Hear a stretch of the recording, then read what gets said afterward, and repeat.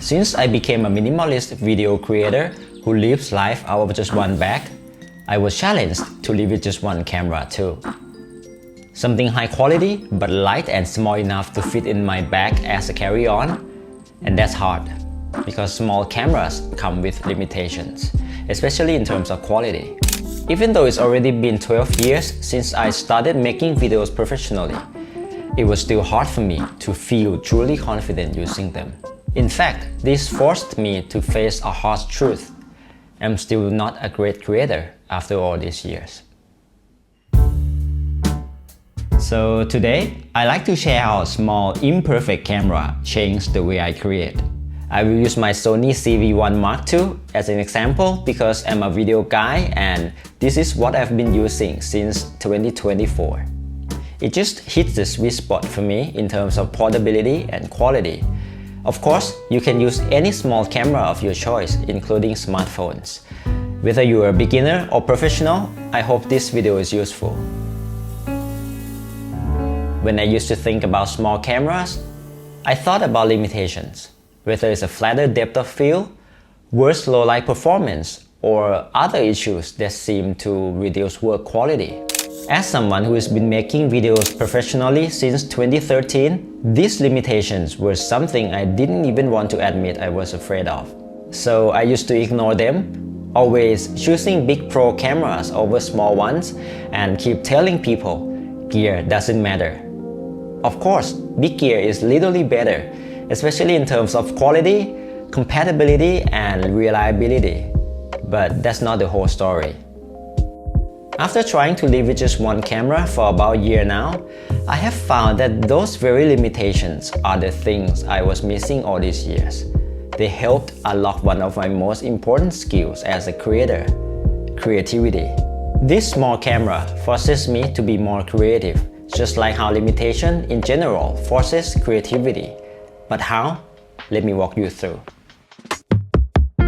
First, small cameras force me to be more creative when filming. Since they usually have smaller sensors and slower lenses, they don't give me that satisfying shallow depth of field like a full-frame camera. And that's when things start to get interesting.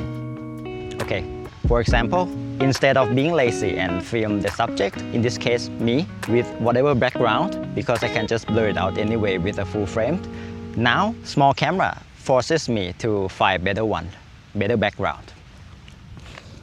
And all I have to do is just be a little active. Just look around and, oh, this is good. As you can see, the right background could make the subject pop even more because of contrast. I'm not saying that the first one was bad, but in order to make the subject pop even more, I think the background with some simplicity like this would be more appropriate.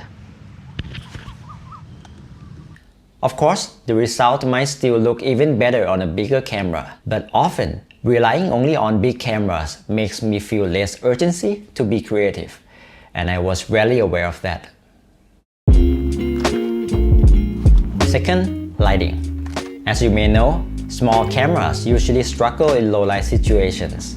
Again, because of the sensor size and the lens. So instead of being lazy and filming wherever I am, small cameras force me to get more creative. Okay, it's already dark out here and I'm filming with my Sony ZV-1 II. As you may notice, especially if you're watching this on a big screen, the image is quite noisy and lacks detail. Of course, if you use a full-frame camera, it could handle this situation just fine, and the image, the footage, would be usable.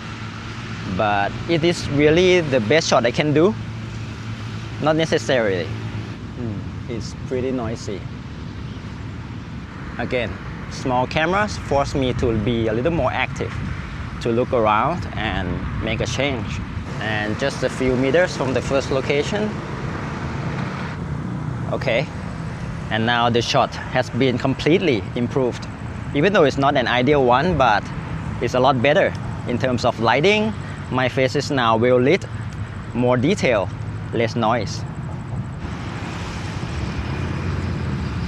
I know, it seems obvious, right?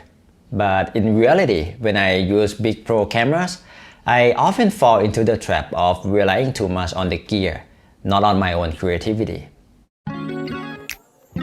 Okay, now, this might be one of the most important parts of making videos, writing. It's something I had to learn the hard way. I never went to film school, so I used to overlook it. Just pick up my big pro camera and jump straight into shooting.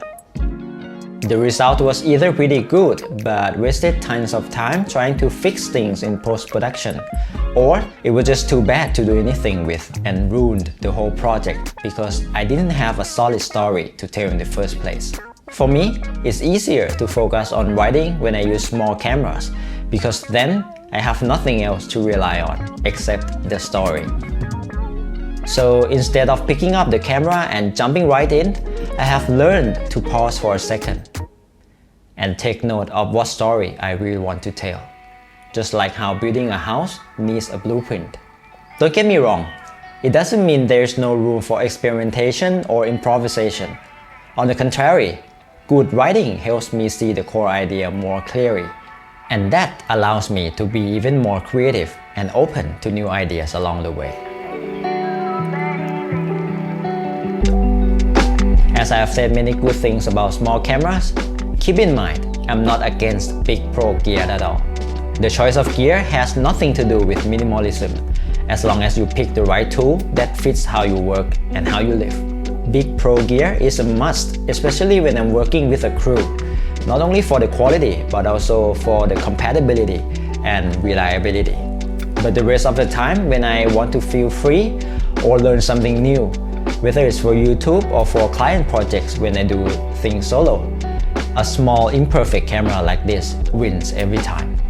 It's like a tool partner that always stays in my bag, helping me learn things I never knew I needed to, and making me a better creator.